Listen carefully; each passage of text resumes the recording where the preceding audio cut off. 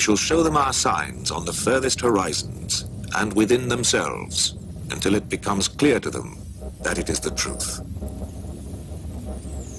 Then God turned to the heaven when it was smoke.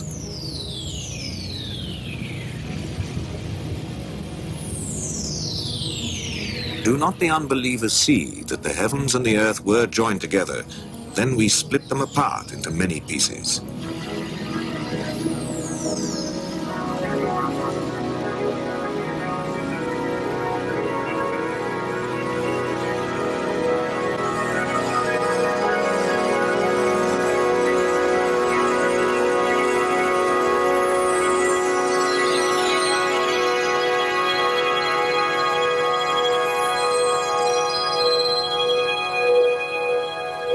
Praise be to God, Lord of the worlds. You've just seen a visual interpretation of the Big Bang, a theory of the creation of the universe widely accepted by scientists today. The words you heard were from the Qur'an, the holy book of Islam, recorded over 1,400 years ago.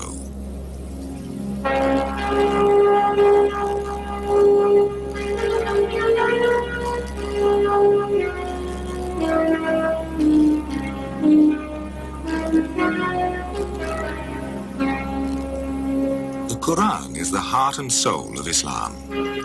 Muslims believe it to be the wisdom of God, revealed for all mankind through his prophet Muhammad. It would seem to make no sense to look for factual scientific information in a book that primarily offers spiritual and social guidance through revelation.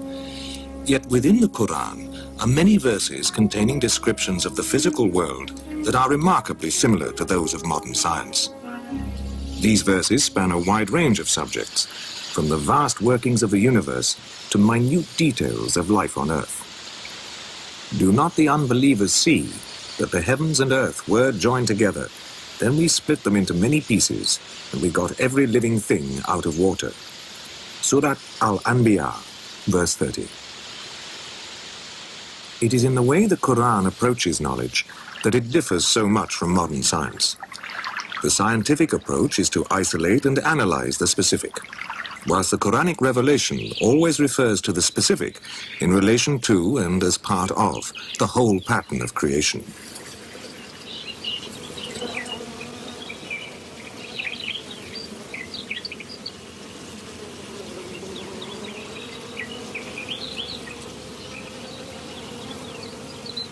Today, science can explain many of the complex interactions which maintain the cycle of life on our planet. It's well understood how insects, animals, and wind carry pollen from the stamens of one plant to the ovules of another.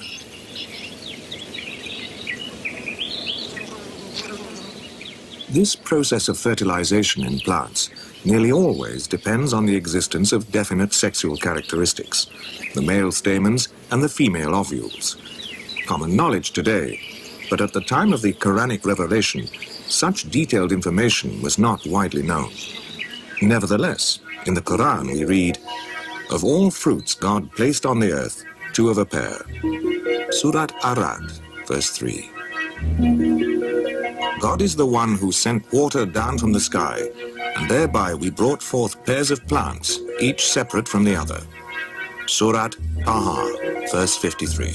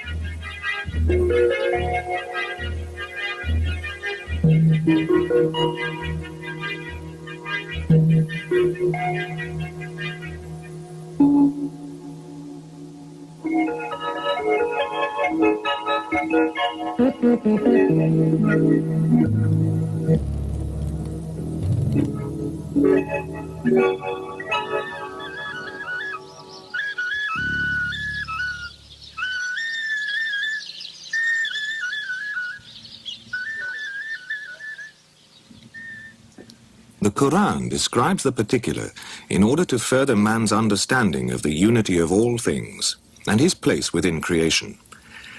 In the light of this, we should perhaps expect to discover that any detailed observation made in the Qur'an should accord with modern scientific facts.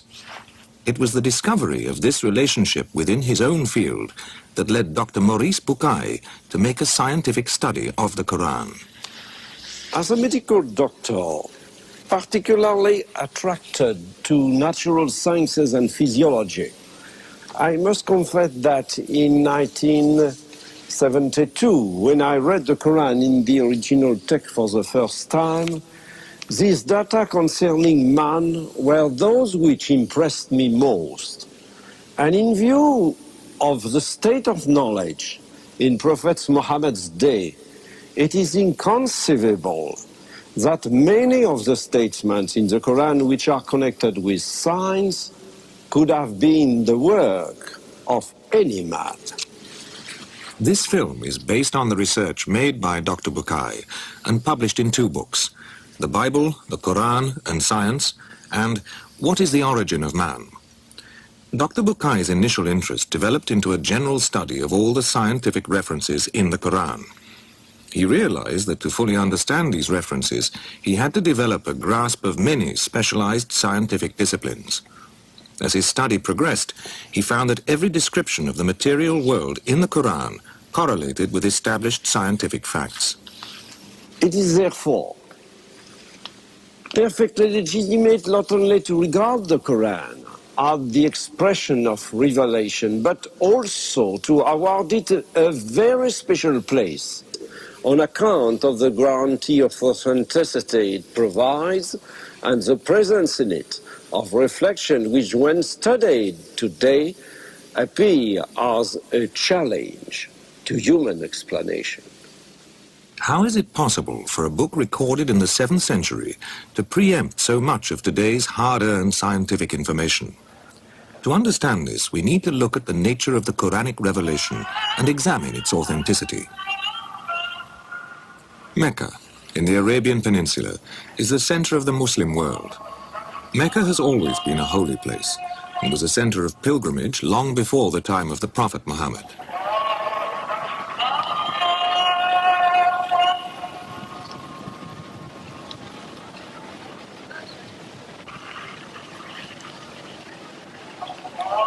It was here that Muhammad was born and grew up to become a highly respected member of the community and successful merchant trader.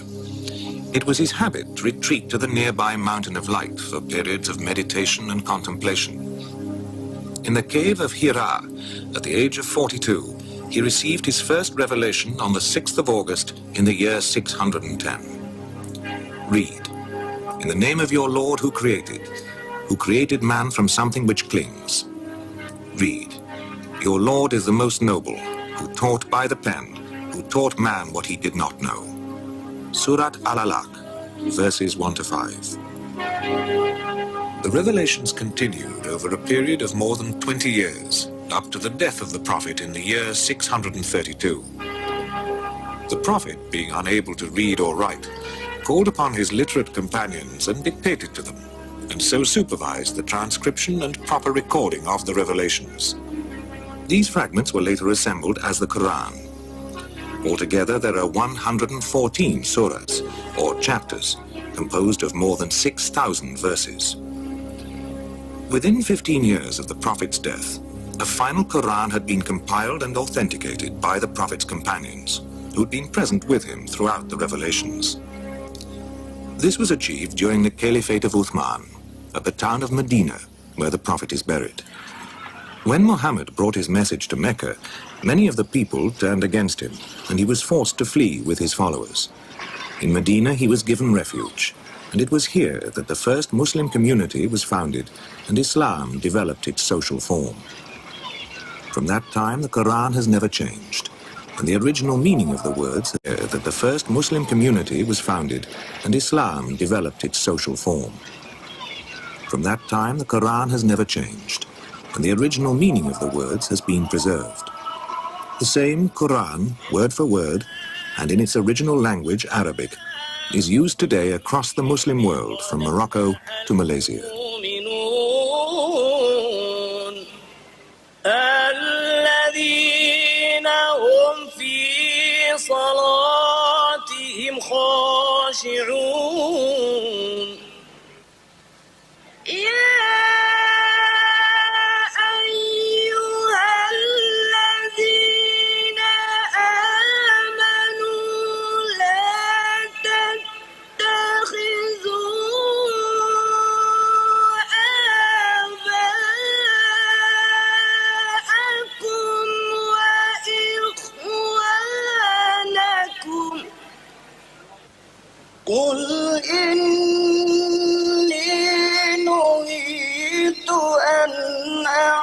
أعبد الذين تدعون من دون الله.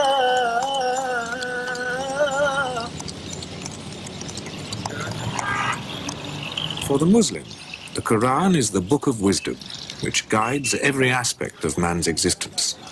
Not only the individual's inner spiritual development, but also his outward behavior and the social life of the community. The form which governs all Islamic life is apparent in both the complex urban society of a city like Lahore in Pakistan and in the traditional village community.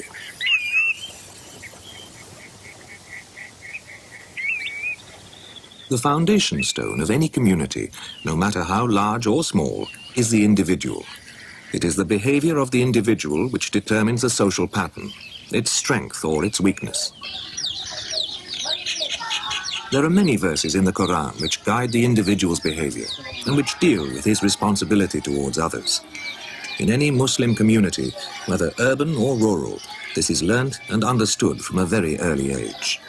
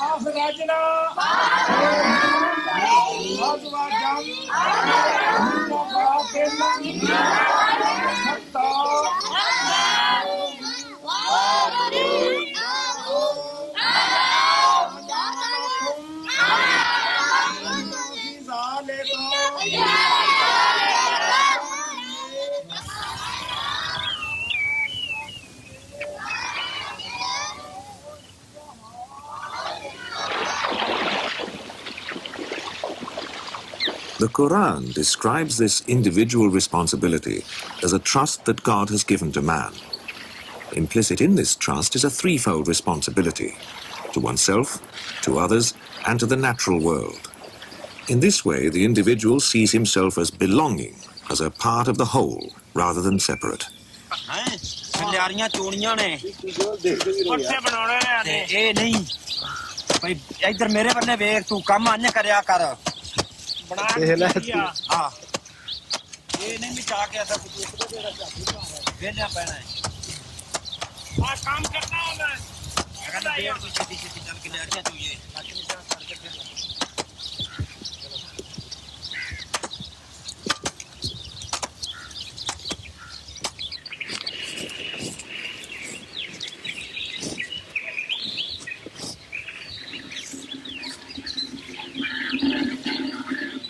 Through the reading of the Quran, even the most routine aspects of daily life are given meaning. The Quran was revealed 600 years before a Muslim scientist, Ibn Nafis, discovered the circulation of blood, and 1,000 years before William Harvey brought this understanding to Western science. Yet the process of digestion and the distribution of nutrients through the blood to the different organs and glands is described in this verse. Truly, in the cattle there is a lesson for you. We give you to drink from what is inside their bodies, coming from a conjunction between the contents of the intestine and the blood, a milk pure and pleasant to drink. Surat Al-Nahl, verse 66.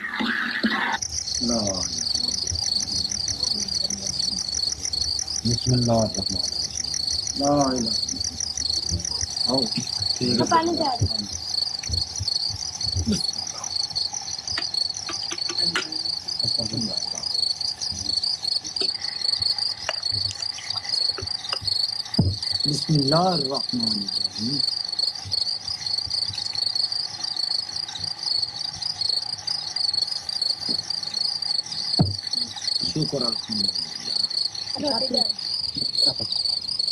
By accepting responsibility for his life, the individual becomes strong.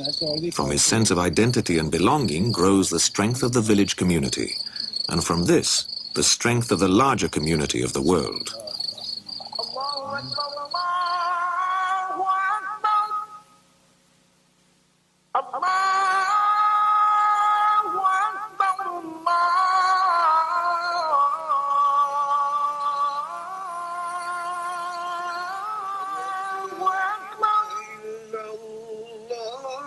أشهد أن لا إله إلا الله أشهد أن لا إله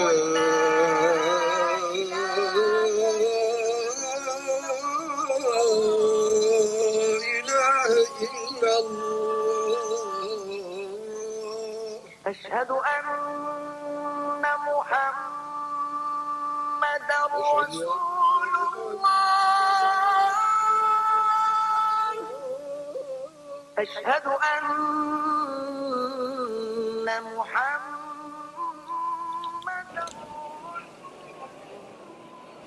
The Qur'an is, of course, far more than a guide to social and moral behavior. The acceptance of revelation essentially means believing in God the Creator. It also means believing in His prophets. For the Qur'an is quite literally regarded as the word of God. It's well known that a Muslim prays 5 times a day, but less often understood that his prayer shouldn't end as he leaves the mosque, but should be carried with him, coloring the awareness with which he undertakes all his daily activities, no matter how mundane they might appear to be. In this way, he attempts to maintain a perspective on his mortality and to live in the world, but not be of it.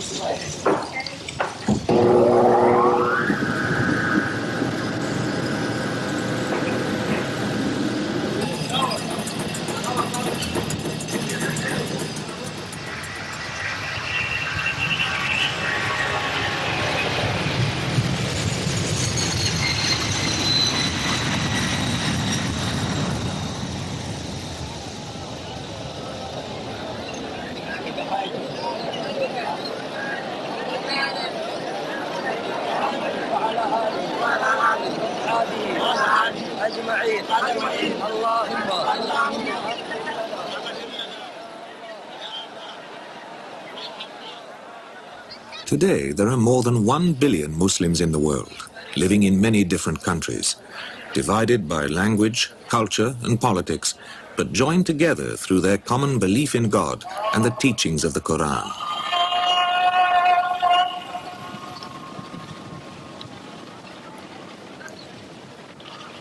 And this in an age when many people, particularly in the West, feel that scientific progress has cast irrefutable doubt on the value of spiritual teachings. Islam itself has never considered that there is any real contradiction between science and religion. The late Professor Ismail Farouqi was a highly respected authority on Islamic studies. To be a Muslim is to be a scientist, because you cannot be a Muslim if you do not fulfill the terms of the Khilafah. And the terms of the Khilafah are that you deal with nature, that you transform nature. Nature within you, and nature in your human and other human beings, and nature outside, the trees, the mountains, the rivers, and everything. The whole of creation. So you've got to study nature in order to know its laws, its secrets, as it were, in order to deal with it and transform it. Also, another reason, nature is the creation of God. And God subhanahu wa ta'ala, Allah subhanahu wa ta'ala has planted in nature His sunan, His patterns. And therefore to discover the patterns of nature is to discover the sunan of Allah, and therefore to glorify Allah. And so there are these 2 reasons why every Muslim must be a scientist. And this is why the Muslims have done wonders in science. Therefore, the Muslim goes to nature not because nature is an enemy, like, for instance, the Greeks did. The Muslim goes to study nature not because there is a jinni in nature which he is trying to master or to subdue. Not at all. The Muslim goes to nature because nature is a gift from Allah, which Allah has made musakhar, that is to say, subservient to man, in order that man may live and may fulfill the commandments of Allah. By observing nature, man has always learned to adapt it to his needs. Ancient irrigation systems are a perfect example of man turning observation into practical knowledge. It isn't necessary to have a scientist's understanding of nature to develop such basic technology.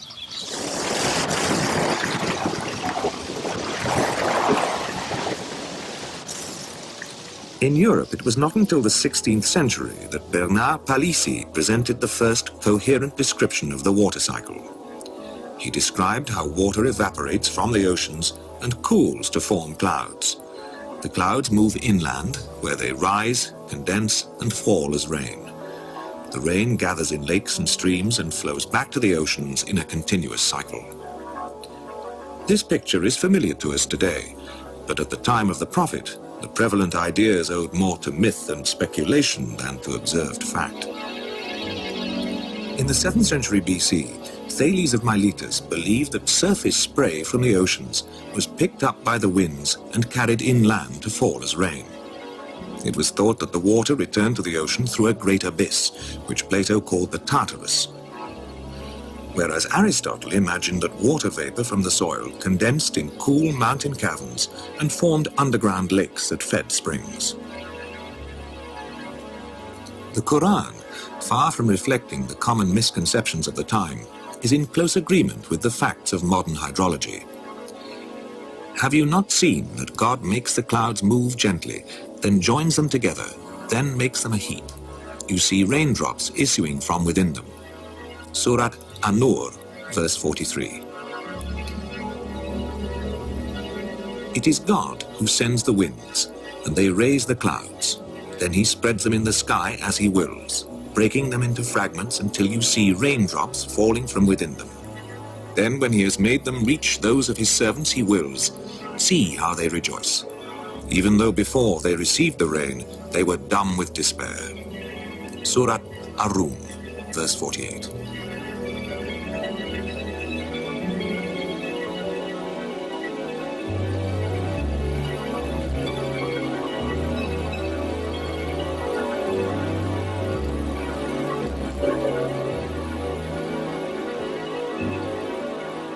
Science is the study of the material world and of the way in which the processes of nature work. Spiritual teachings, as in the Quranic revelation, present an overview. Have you not seen that God sent water down from the sky and led it through sources in the ground? Then he caused sown fields of different colors to grow. Surat Az-Zumar, verse 21.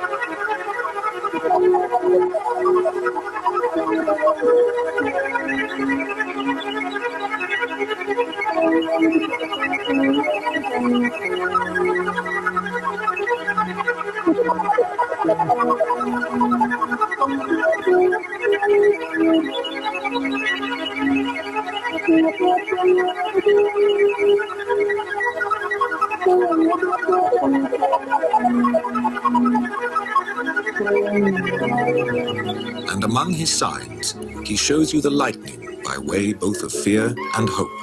And he sends down rain from the sky, and with it gives life to the earth after it is dead. Truly in that are signs for those who are wise. Surat Ar-Rum, verse 24.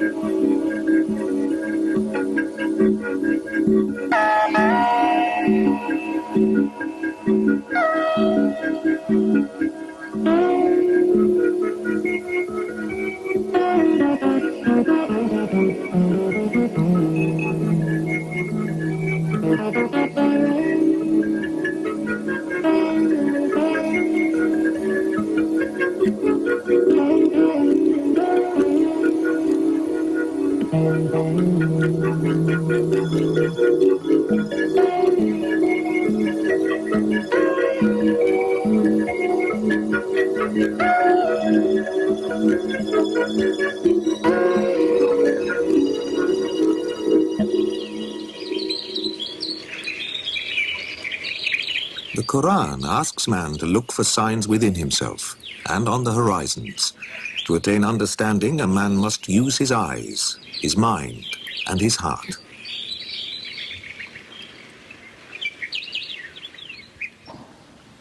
Any path of knowledge demands an act of faith, but not, as it is commonly misunderstood, blind faith. True seekers of knowledge expect their ideas and their faith in those ideas to be continually tested.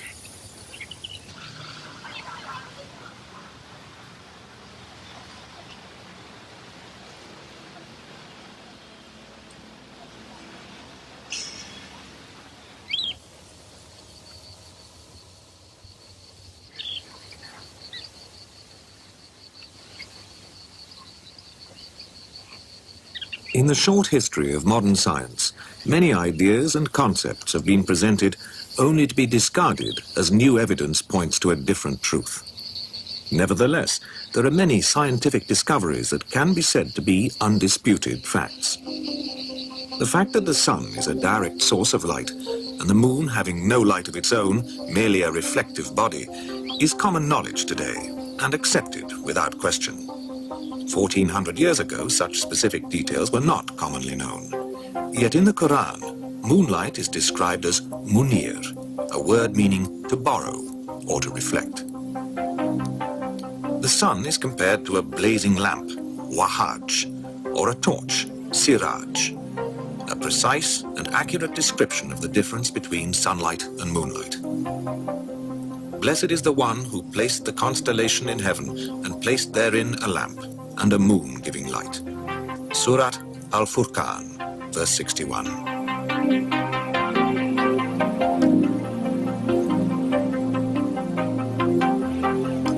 For a long time, European philosophers and scientists believed that the Earth stood still at the center of the universe, and every other planetary body, including the sun, moved around it.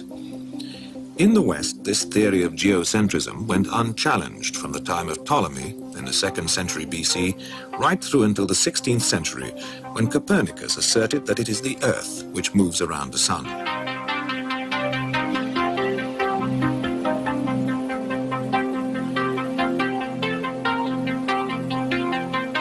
In 1609, the German astronomer Johannes Kepler published the Astronomia Nova, in which he concluded that not only do the planets move in elliptical orbits around the sun, but they also rotate upon their axes at irregular speeds. With this knowledge, it became possible for European scientists to explain correctly many of the mechanisms of our solar system, including the process of night and day.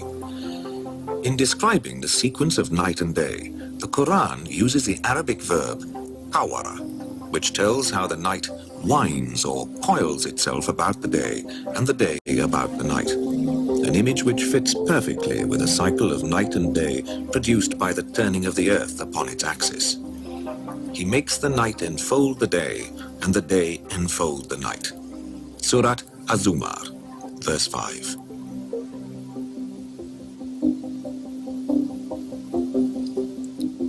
It is he who created the night and day and the sun and moon, all the celestial bodies traveling in an orbit, each with its own motion. Surat Al-Anbiya, verse 33.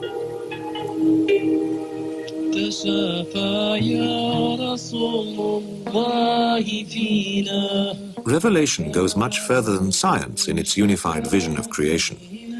Yet those aspects of it which specifically describe the material world agree with established scientific fact.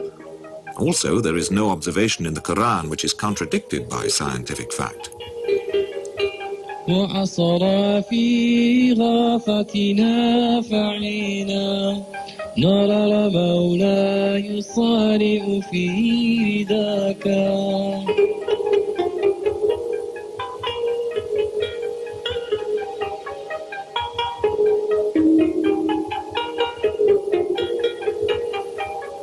عليك صلاتها بين كلهن وعالك كلهم وأنا ولك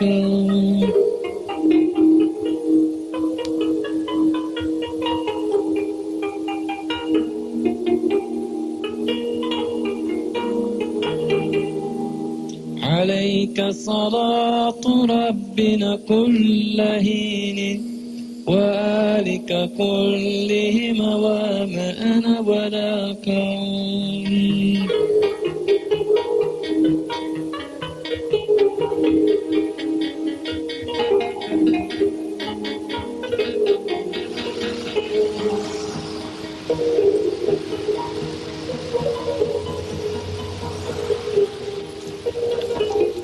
There is no genuine quarrel between the religious search for wisdom and the scientific search for truth. It is dogmatism that creates this illusory schism. Religious dogmatism leads to the denial of much genuine scientific discovery. Scientific dogmatism often arises through an inability to distinguish between fact and theory. Nowhere does this become more apparent than in the controversy surrounding the theory of evolution. For most of us, the concept of evolution conjures up the name Charles Darwin. Now, here's Charles Darwin, and we want to remember him because he's the first person to think of a convincing mechanism to explain how evolution might have occurred. He called this mechanism natural selection, and he described it in his book. Who remembers the name of his book? He wrote a book called The Origin of Species. Right. He sailed in the Pacific to a group of islands called the Galapagos on his ship. Does anyone remember? Yes? HMS Beagle, right. On the Galapagos Islands, Darwin found living proof of an evolutionary process at work. He found, for instance, that there were considerable variations in the beaks of finches, each having evolved to exploit a different ecological niche.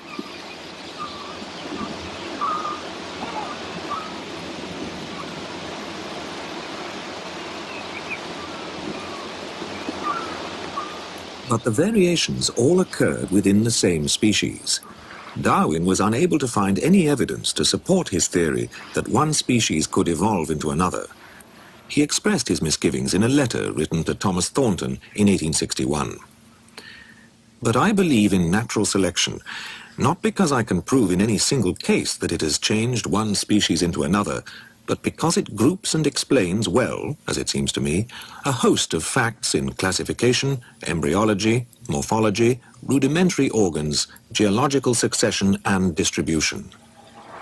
Some apes. Which one is the apiest? Despite his misgivings, Darwin's work had such a powerful impact that it has colored most scientific research on the subject since. The popular image of evolution, that mankind evolved from apes, has been so widely embraced that it is now taught as being fact rather than theory. More than a century of scientific research has failed to prove this theory.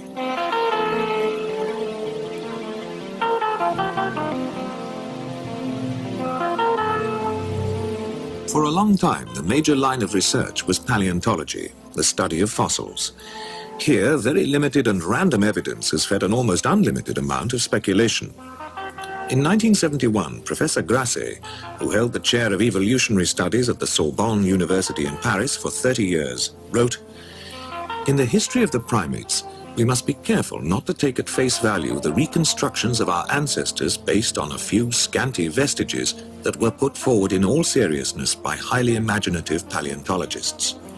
This explains why genealogical trees of man are quickly devised and just as quickly discarded. The most recent works on the subject appear to be fairly mediocre, even though they concern new and interesting discoveries.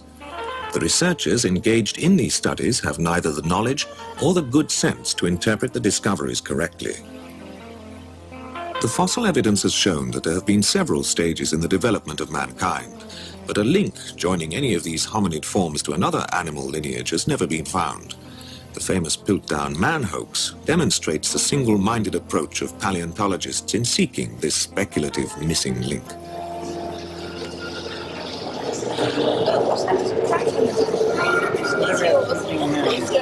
Look, do you like it? If it was a bit bigger, do you like her? Big eyebrows. Do you like her?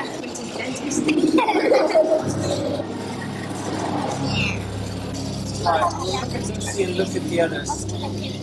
The oldest near-complete fossil of a hominid form is Lucy, who is thought to be nearly 3.5 million years old.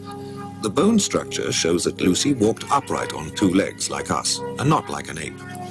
Lucy and her kind, the Australopithecines, died out sometime during the first ice age.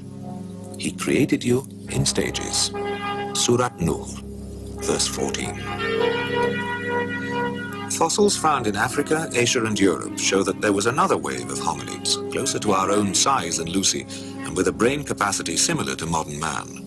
This wave, Homo erectus, seems to have disappeared between 500,000 and 150,000 years ago. We created man according to the best organizational plan. Surat Atin, verse 4. The next wave, Neanderthal man, was even closer to us in structure and probably in appearance. He died out between 100,000 to 40,000 years ago. If God wills, he destroys you, and in your place appoints who he wills as successors, just as he brought you forth from the descendants of other peoples. Surat An'am, verse 133. Neanderthal man was overlapped and succeeded by the 4th wave, Cro-Magnon man, who is the direct ancestor of modern man. No clear link has been found between any of these different stages. In truth, we created them and strengthened all of them, and when we willed, we replaced them completely by people who were of the same kind. Surat Al-Insan, verse 28. Once again, the overview of the Qur'an and the facts discovered by research seem to match. But here the similarity stops. The Qur'an does not agree with the theories and speculations of the paleontologists. The latest support for the theory of evolution of species comes through molecular biology, in particular from the study of chromosomes and the genetic code.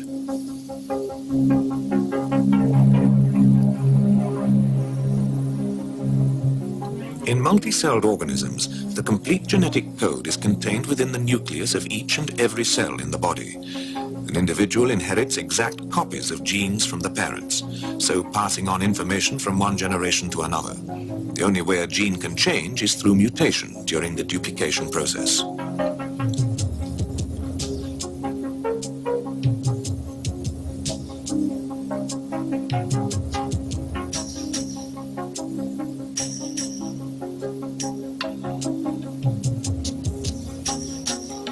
Geneticists have shown how this process of mutation can account for major physical changes within a short time span. But this is far from proving that one species can evolve into another, and it's even further from providing a complete explanation for the myriad life forms on this planet.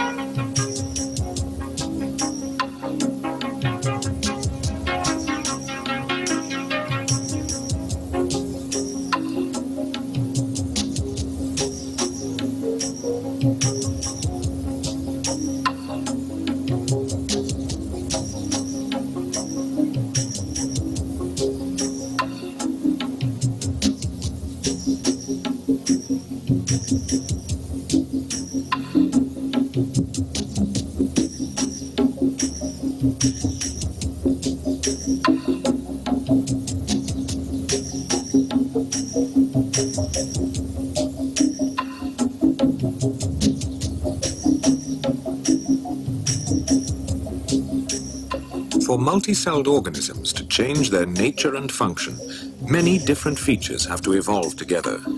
This needs fantastically complex genetic coordination. To attribute such coordination to random or chance mutation is a severe stretch of the imagination. Francis Crick, who's dominated the field of genetic research from the very beginning, acknowledges the severe limitations of the molecular approach. In one way, you could say all the genetic and molecular biological work of the last 60 years could be considered as a long interlude. Now that program has been completed, we have come full circle, back to the problems left behind unsolved.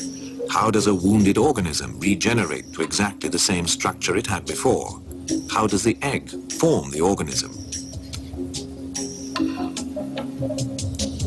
Almost nothing is known of the way genes communicate, cooperate, and organize themselves to develop a complex organism like man. An attempt to explain life solely in terms of random molecular mechanisms is too simplistic.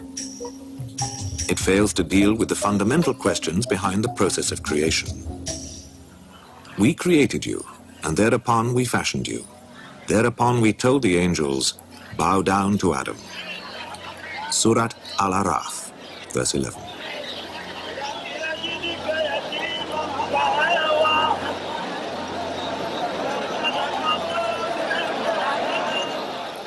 The spiritual concept behind the creation of man from clay or earth is well known. Science has shown how there is also a physical reality in this statement. The chemical components which form the human body are present to a greater or lesser quantity in the ground. God is the one who created you, then fashioned you harmoniously and in due proportion. Into whatever form He willed, He made you out of components. Surat Al-Infitar, verses 7 and 8. The creation of mankind as a species can be seen in microcosm with the creation of each individual human being. The Quranic verses dealing with the fertilization and development of the human embryo are stunning in their clarity and precision. What you're seeing is the actual journey of the male sperm to the egg, photographed inside the body for the first time. God fashioned the two of a pair, the male and female, from a small quantity of sperm when it is poured out. Surat An-Najm, verses 45 and 46. Then we placed man as a small quantity of sperm in a safe lodging, firmly established. Surat Al-Mu'minun, verse 13.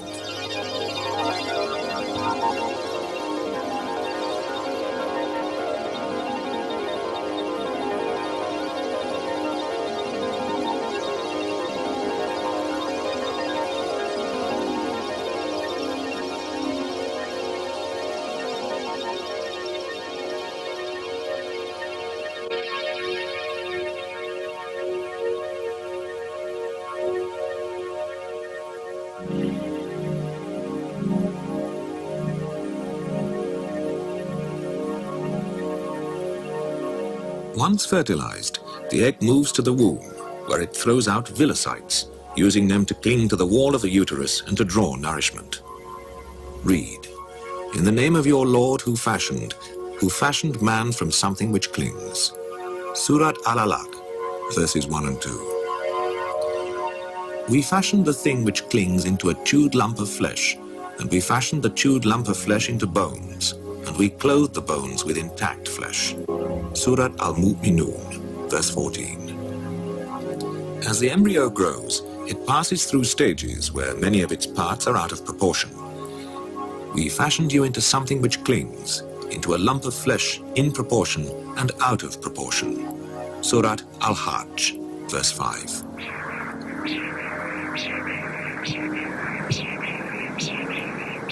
God appointed for you the sense of hearing, sight, and all the internal organs.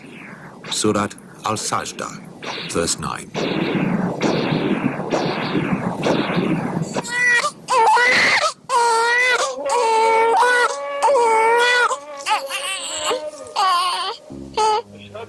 Today, we are born into an age of great scientific accomplishment. We've learned about many of nature's infinitely complex mechanisms. When we think about the remarkable organization presiding over the birth and maintenance of life, it becomes less and less possible to consider it as the result of chance. As scientists delve deeper into cellular and subatomic worlds and outwards into mysteries of the universe, they reach new and baffling frontiers of knowledge. The classical mechanistic view of life ceases to work, and scientists are confronted with questions that have traditionally been seen as belonging to the realm of spiritual and religious belief. It is certain that science, being a relative form of knowledge, will never be able to answer these questions. O assembly of jinns and men, if you can penetrate regions of the heavens and the earth, then penetrate them. You will never penetrate them, save with a power. Surat Ar-Rahman, verse 33.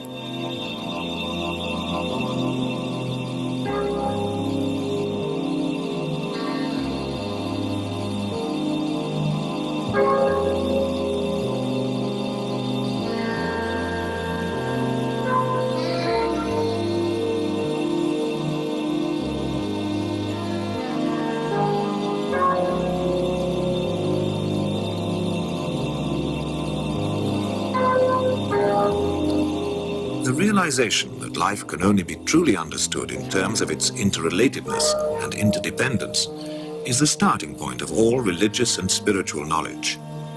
The Quranic revelation is the most recent in a long tradition of revealed wisdom. It presents an overview within which all other ways of seeking knowledge, including science, can be guided towards a fuller, more complete understanding. The world is already seeing and suffering from the consequences of the lack of this unified vision.